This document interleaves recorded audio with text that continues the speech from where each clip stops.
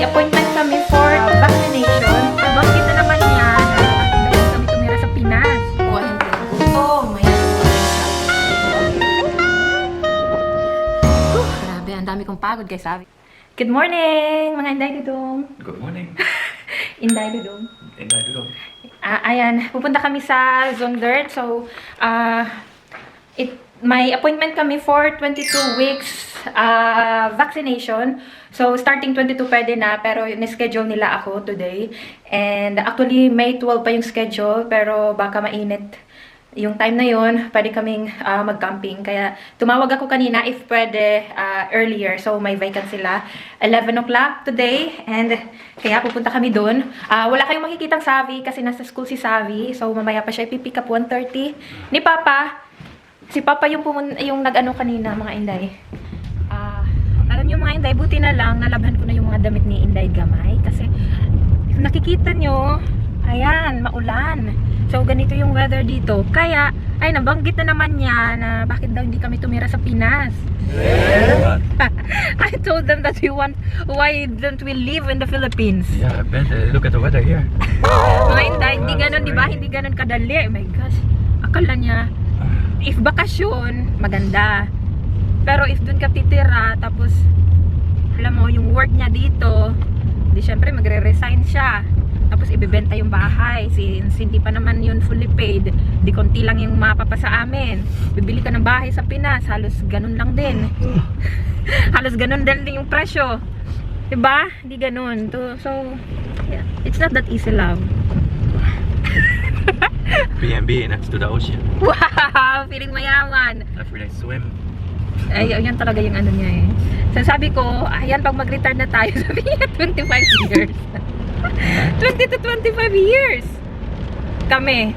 At least, yung mga bata, di ba? Si Savi at si Inday Gamay, ano na, may kanya-kanya na silang buhay din nun. So, pwede na kami kung saan, di ba? Kung saan namin gusto tumira, pwede na. Pero ngayon, nako, naghihirap nga kami dito. Tapos pupunta kami dun. Siyempre, mahirap pag nag-i-start ka sa isang lugar. So, ganun din, di ba? Zomer. Look. Summer in Netherlands. Spring na dito mga Inday, pero ayun, ulan, ganito talaga dito. So, wish me luck for my vaccination mga Inday. And ito yung tinatawag na King Host Vaccinatie dito sa Netherlands. So, love. So, in English, ayan, inano ko, ginugol translate ko, whooping cough vaccination daw siya. Ayan, kagaya niya.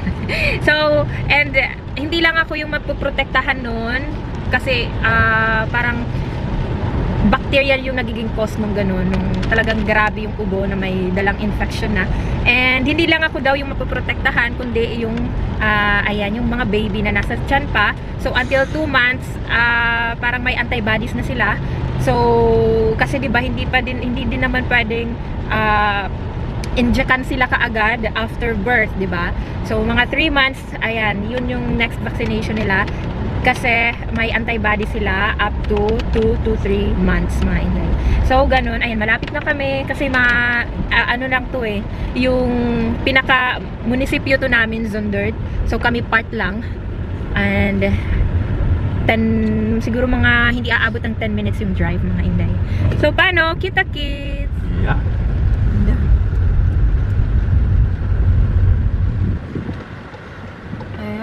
So, ito na, dito na kami. So, magpa-park lang siya dito.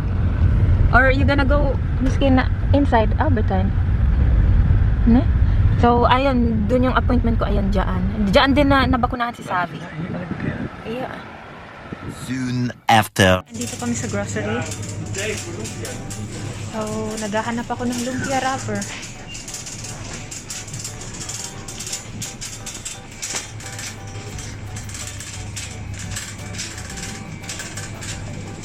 Before you buy your bill. Yeah. Yeah. Nagtanong si Dudong kung meron sila. So, Itatanong ng pinagtanungan niya. No, Inday, so ayan ang pinabili namin. Tapos, may market pala dito, nadaanan namin. So, pupunta kami doon. And, ayan, bibili ng prutas or kung may isda. So, yun, mas mura kasi. Sa market. Ay. Ayan. So titingnan namin mga Inday ano yung meron sa market nila dito, and it's every Thursday, sa Thursday ngayon. So good good timing siya kasi every Thursday nasa school si Dudong Gamay. So pwede akong dumiretso dito kung ano yung mga mabibili ko. And ayan, mas mura yung mga isda, mas fresh, tsaka yung mas mura yung mga gulay at prutas. So 'di ba, why not? Ayan, yung problema lang yung sa parking. Hindi siya naglagay ng seatbelt kasi malapit lang daw. As in, nasa kanto lang din naman. So, okay lang. Ayan, may nakita kaming parking. Ayan, dun.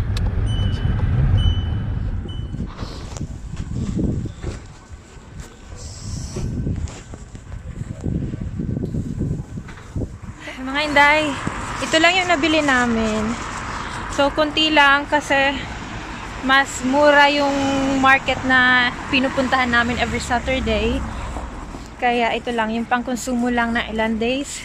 And babalik kami sa Saturday sa Breda kung saan kami bumibili. Kasi mas mura din, pati isda mura. So, ayan. Antay na lang kami. Pero wala na kasi kaming fruit. Tsaka carrots. Favorite yan ni Dudong Gamay. Kaya bumili na lang din kami. Later. What? Ano na? No, hello Inday. Pinagaya ako. So, ayan, dito na kami. Kakauwi lang namin mga Inday. So, ayan, nagutom. Ayan, nagutom siya. So, ako ito. Kain muna kami. Tapos, mamaya pa naman, mga 11 plus pa lang. Mamaya, 1:30, sasunduin si Savi. Baka siya yung sumundo. Siya kasi yung naghatid. First time niya maghatid sundo. Kay Savi. Ano ba yan? So, ito yung, ayan. Ayan, yan yung vaccination ko. So, para protected kami dalawa ni Inday Gamay. And, ayun na nga sabi ko, bibili kami na lang every Saturday sa market sa Breda. Mas mura dun. Kasi yung 12 euro ni Dudong, ang dami na niyang prutas plus gulay-gulay. Kasi yung mga isang kumpol, 1 euro lang. Since madami silang mga kakumpetensya doon. Dito kasi mag-isa lang, isang stand yung mga gulay, isang stand yung mga fish, tapos yung mga meat. Kaya, ayan, wala silang kakumpetensya, sila lang. So, yung nangyayari, bibili na lang yung tao. Pero sa Breda, since marami silang kakumpetensya, paanuhan din sila ng price. So, kung saan yung mura, syempre, doon yung tao. So, ayun, doon na lang kami mga Inday. More moments later. Hi! Somebody here. Hi! Mga Inday, my gosh! Si Papa kasi yung naghatid sa kanya, dinala-dala niya. Ngayon, ayaw niyang siya yung magtutulak ng sarili niya. Gusto niya ako magtutulak. Ay, ang ginaw pa naman mga Inday. Kung anong init ng isang araw, siya namang ginaw ngayon. Come here, Lopan na. Lopan. So, ayan mga Inday, kakarating lang namin. Ay, grabe, ang dami kong pagod kay Savi. Ayan o. Siya pa yung umina muna. Hindi kasi, dinala ni Papa yung yung step niya. Ayaw naman niyang siya yung Gusto niya, itutulak ko siya mga Inday. Ay, nako, ang daming pagod ni Buntis. No, the internet is not kaput. Ayan, yung internet namin, mga Inday, kanina may pumunta dito umaga. Inayos. Kaya lang, hindi pa rin naayos. So, may pupunta na isa pa. Yeah, kanya the mobile of Holland, the mobile. Yung mobile. Where is it? Ayan. So, sa data ko na lang ikakabit ko yung hotspot. Miss Kindar. Ay. And si Papa, ayan. Supposed to be, ayan siya yung mag-pick up kay Savi. Nakaidlip kasi siya sa may sofa. Hindi ko na lang ginising. Lumakad na lang ako para makatulog din siya. Tapos ngayon, ayan, gising na pala, magtatapon siya ng mga basura. Diba dito, may segregation ng basura, may plastic, may paper, may mga nabubulok, yung mga naluluto, tsaka may yung mga hindi naluluto like fruits, yung pinagbalatan ng fruits, tsaka mga vegetables. So, separate siya. And, ayan, inaano namin siya as pataba. Tas may yung mga hindi ma-identify, so pwede siyang itapon sa, ayan, may tapunanan dito. So yun, ilalagay niya para sa trailer niya sa likod kasi medyo madami, mga inday. And mamaya tatawag yung sa Focus para mag-schedule ng ultrasound ko para sa ika-35 weeks ko. Actually, tumawag sila, nasa labas kami and medyo mahangin, so hindi ko masyado marinig, baka iba yung maano ko. So sabi ko, if pwede tumawag sila in 15 minutes. So ayun, tatawag sila 15 minutes. Nag-aantay na lang ako, mga inday. So ayan, finally makikita uli namin si Inday Gamay habang nasa tiyan pa siya, mga inday, in 35 weeks. Moments later. Good afternoon, mga inday. Magandang hapon. Ayan. Good afternoon, magandang hapon pa. So, ayan. Syempre, hindi nawawala ang walking namin. So, kami lang. Kaya maingay yung dalawa. So, gusting kunin ni Savi, yung yung bonnet ni Dudong. Gusto din niya. Eh, may sa kanya siya. Eh, hindi naman kasya yung sa kanya kay Dudong, di ba? So, ayun. Nagtatalo ang dalawa pero para tumahimik na sila, mga inday. So, ayan, productive ang araw natin for today. Ang dami nagawa ni Dudong at Inday. So, namalengke. So, ayan, yun sa vaccination ko. Tapos, sinundo ko si Dudong Gamay. And, may gift sila kasi may 2 weeks vacation din pala sila. So, last day nila. And, after nun, may 2 weeks bakasyon. So, ayan, dadaan kami sa bridge. Kay, look. Ano ko yung... Oh, pasok, Savi, ha?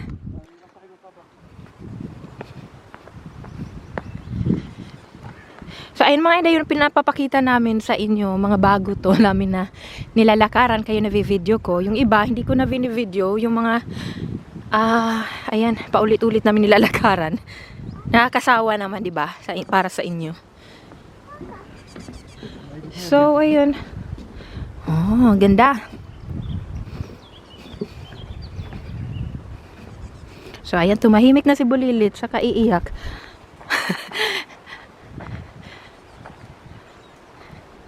Sabi, say hi guys! Ayan, suplado. Pag moody yan siya, suplado. Wow! So, ayan yung oras, mga inday. Ayan. What? Talan. That is Oranje, that is Knit Road. Yeah, talan. Ja, kom eerst, we gaan eerst lopen en dan straks we gaan terug, ja. So, mga inday, pang golf to siya, oh. Golf. So, wala pang naglalaro. Or baka kanina may naglaro. Ay, hindi. Kanina maulan, mga inday. Diba nakita nyo sa video, maulan. So, ngayon umaraw, kaya nakilakad si Dudong. Nga pala, mga inday, bad news. May bad news ang family Ritzma. Hindi naman kasi kumbaga, para naman talaga sa government yun. Kasi diba, oh, thank you, sus, every 3 months may binabalik na pera yung gobyerno sa amin or kung sino mang family na inilalagay nila sa childcare yung mga anak nila. Like for example, dalawa kami nagwo-work, so nababayad kami, di ba? Para matulungan din nila yung family, yung mga family na maiwasan yung expense, binabalik nila, pero according to salary yun. So nagbabalik sila ng pera. So kumbaga, may percentage na nire-refund nila sa binayad namin. Eh ngayon, oh yeah, that's the ball. Golf. Eh ngayon, mga inday, yung problema, kumbaga mga inday, na sobrahan yung balik sa amin ng mga nakaraang buwan. Kasi nga si Savi, diba, dati 4 days a week si Savi sa bantay. Ngayon, since nag-stop ako mag-work, naging 2 days a week na lang, and every morning lang, dati whole whole day. So ngayon yung problema, nirefund nila na pera is same pa rin sa nirefund nila dati. Noong 4 days pa si Savi sa bantay niya sa daycare. So di ba dapat nag-less din kasi less nga si Savi sa less yung bayad namin, less din yung balik ng pera sa amin, yung refund nila dapat. Yung nangyari, same yung ibinalik nila, so dapat ibalik din namin. Kaya lang, yung nakakaloka is, syempre, na ano siya, Tagalog no, natingog. So, nabulto. So, bulto din yung ibabalik namin sa kanila. 950 euro mga inday. So, magkano na din yung 50,000 plus. So, yun yung ibabalik namin. So, ayan. Nawindang kami nung makareceive kami ng email. Kasi dito, papadalhan ka ng post na, ayan, so, mga computation na nasobra yung refund nila. So, dapat ibalik namin. So, pero talaga namang dapat ibalik namin. So, ganun. Kaya lang, bulto. Come here. So, yun yung, ayan, partially, sad news siya. Pero, kumbaga, dapat naman para sa kanila. Kaya partially lang. Yung simbahay ko, Bo? Sabi? Sabi, bahay ko, Bo? Bahay kubo. Okay. Ayan. Mga sheep. Mga inday sheep. Ayan, may nag-walking din doon. May baby din sila. Oh, gumagalaw si baby. So, ayan mga inday, natapos na yung walking namin for today. And dito na lang muna namin i-end yung vlog namin. So, ayan, we will close our vlog for This year. this year. Yeah, you will not support me. I always support you.